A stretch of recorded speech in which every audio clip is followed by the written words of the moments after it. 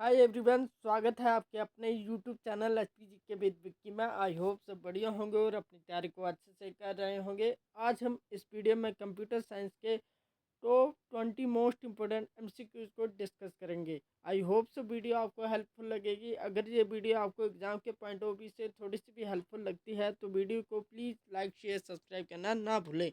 बिना देरी के साथ हम शुरू करते हैं फर्स्ट क्वेश्चन से। फर्स्ट क्वेश्चन के कहता है कि which register holds the address of the next instruction to be executed. इसमें क्या बताया है कि अगले निष्पादित होने वाले निर्देश का पता कौन सा रजिस्टर करता है। Option A MAR, option B MBR, option C program counter या ऑप्शन डी एक्यूमुलेटर। तो इसका राइट आंसर हो जाएगा आपके पास ऑप्शन सी प्रोग्राम काउंटर।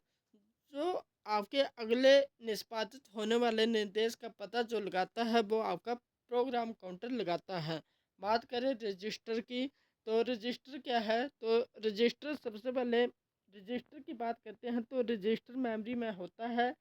ये मेमोरी सीपीयू के अंदर लगी होती है, उसे रजिस्टर मेमोरी कहा जाता है। इस मेमोरी में फ्लिप फ्लॉप के संग्रह होते हैं जिसे रजिस्टर मेमोरी कहते हैं। रजिस्टर 32 बिट या 64 बिट मेमोरी को होल्ड करके रखता है। टाइप्स ऑफ रजिस्टर, रजिस्टर मुख्य 7 प्रकार के होते हैं। पहला आता है आपका एक्यूमुलेटर रजिस्टर, दूसरा आता है आपका एड्रेस रजिस्टर, तीसरा आता है आपका डाटा बफर रजिस्टर, चौथा आता है इंस्ट्रक्शन रजिस्टर, पांचवा आता है प्रोग्राम काउंटर, सिक्स आता है टेम्परेरी रजिस्टर और सेवन्थ आता है इनपुट एंड आउटपुट रजिस्टर। ये सभी रजिस्टर जो है ये आपके रजिस्टर मेमोरी के पार्ट हैं। नेक्स्ट क्वेश्चन है दोस्तों आपके पास कि which memory is known as associative memory. इसमें क्या बताया गया है कि कौन सी मेमोरी को एसोसिएटिव मेमोरी कहा जाता है। तो कैश मेमोरी को एसोसिएटिव मेमोरी कहा जाता है। तो इसका राइट आंसर हो जाएगा आपके पास option B cache memory. Cache memory की बात करें तो cache memory is second fastest memory. Cache memory are temporary memory और volatile memory. It is the part of main memory. Cache memory CPU और रैम के बीच लगी हुई होती है। नेक्स्ट क्वेश्चन दोस्तों आपके पास, नेक्स्ट क्वेश्चन क्या कहता है कि which addressing mode uses the operand value directly. क्या बताया गया है कि किस एड्रेसिंग मोड में ऑपरेंड का मान सीधे उपयोग होता है। तो ये होता है आपका इमीडिएट एड्रेसिंग में। तो इसका राइट आंसर हो जाएगा आपके पास option A immediate addressing. Next question है दोस्तों आपके पास कि which logic gate is known as universal gate. इसमें क्या बताया गया है कि कौन सा लॉजिक गेट यूनिवर्सल गेट कहलाता है। ऑप्शन है एंड और नन या नॉट।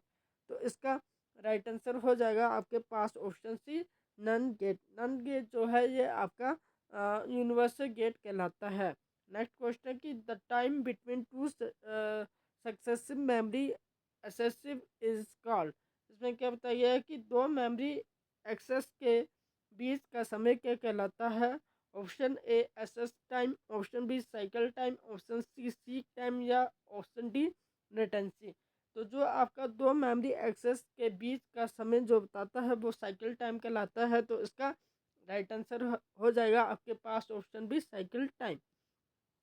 नेक्स्ट क्वेश्चन की which memory is faster than RAM but slower than CPU register. इसमें क्या बताया गया है कि रैम से तेज लेकिन सीपीयू रजिस्टर से धीमी मेमोरी कौन सी है। Option A cache memory, option B ROM, option C hard disk या ऑप्शन डी फ्लैश मेमोरी। तो इसका राइट आंसर हो जाएगा आपके पास option A cache memory. Cache memory जो होती है ये रैम से तेज लेकिन सीपीयू रजिस्टर से धीमी मेमोरी होती है, उसे हम कैश मेमोरी कहते हैं। रजिस्टर जो होते हैं, रजिस्टर मेमोरी जो होती है ये आपकी सीधे कनेक्ट जो होती है ये आपकी सीपीयू के अंदर लगी होती है। और जो कैश मेमोरी जो होती है ये आपकी सीपीयू और रैम के बीच लगी हुई होती है। और हार्ड डिस्क बताई गई है। हार्ड डिस्क जो है ये आपकी सेकेंडरी मेमोरी स्टोरेज डिवाइस है। और फ्लैश मेमोरी जो है ये भी आपकी सेकेंडरी स्टोरेज डिवाइस मेमोरी है।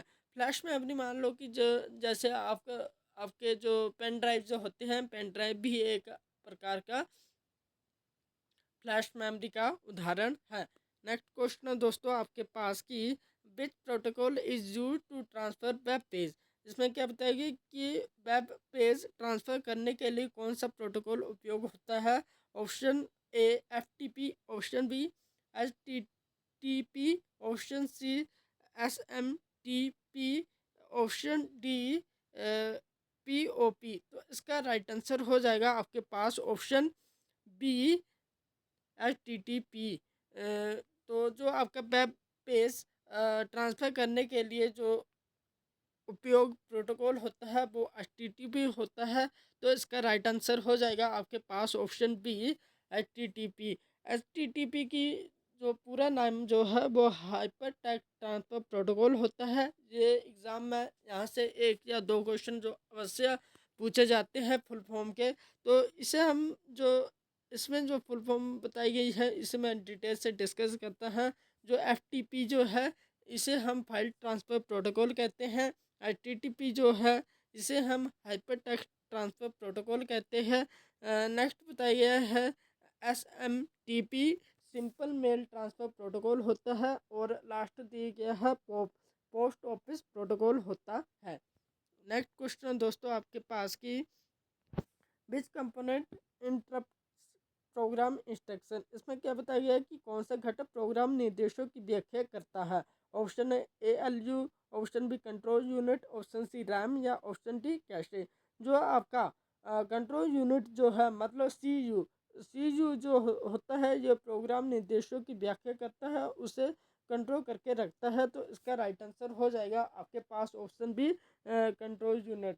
जो आपके कंट्रोल यूनिट और ALU जो है ये आपके किसके पार्ट होते हैं। ये आपके दोनों जो हैं ये CPU के पार्ट होते हैं।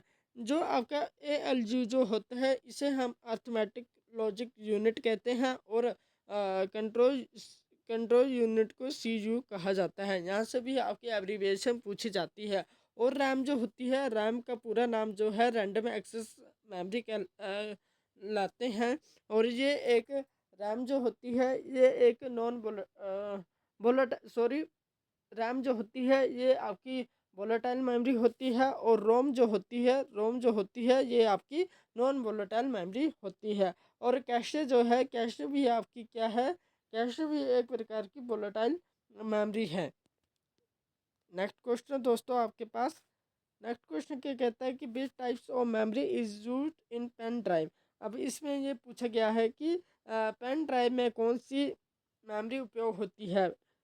Option A SRAM, option B DRAM, option C flash memory या ऑप्शन डी कैशे। तो इसका राइट आंसर हो जाएगा आपके पास ऑप्शन सी फ्लैश मेमोरी।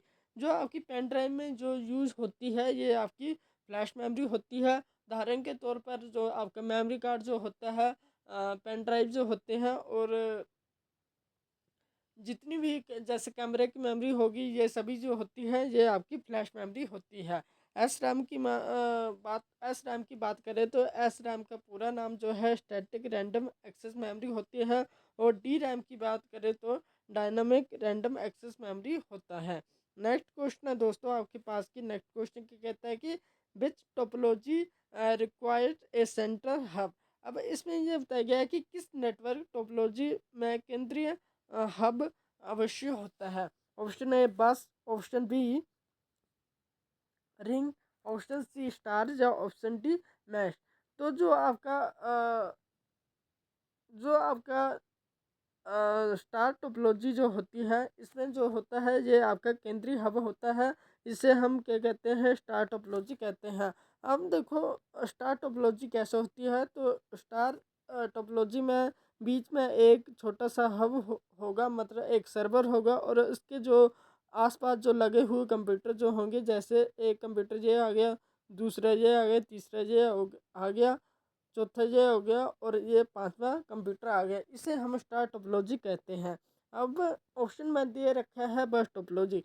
बस टोपोलॉजी किस प्रकार की होती है। बस टोपोलॉजी में एक केबल